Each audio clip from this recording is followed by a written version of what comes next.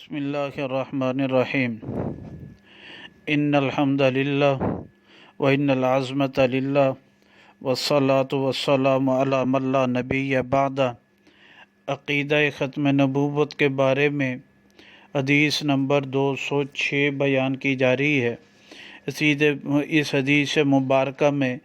نبی پاک صلی اللہ علیہ وسلم نے فرمایا، راوی اس میں حضرت ابن عباس رضی اللہ تعالیٰ عنہ ہے، ہر چیز کی بنیاد ہوتی ہے، اور فرمایا ایمان کی بنیاد الورع تقویٰ ہے، اور ہر چیز کی شاخ ہوتی ہے، اور ایمان کی شاخ صبر ہے۔ پھر فرمایا وَلِكُلِّ شَيْءٍ صَنَامٌ، ہر چیز کے لیے بلندی ہے، وَصَنَامُ هَذِهِ الْأُمَّةِ، اور فرمایا اس امت کا جی بلند اعلیٰ حصہ جی میرے امی العباس، میرے چچا عباس ہیں، اور وَلِكُلِّ شَيْءٍ صِبْغَةٌ، اور ہر چیز کے لیے ایک درخت ہوتا ہے، اور فرمایا وَأَصِبْتُ هَذِهِ الْأُمَّةِ ابنَائِي الحسن والحسین، فرمایا میرے اس امت کے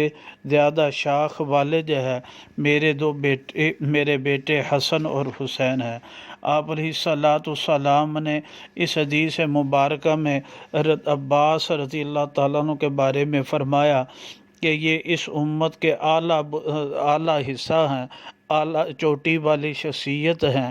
آپ علیہ الصلاۃ والسلام نے ان کی پیروی کا حکم دیا، اور مراد یہ ہے کہ آپ علیہ الصلاۃ والسلام کی اس امت کے بعد، ان صحابہ کے بعد، اہل بیت کے بعد کسی نئے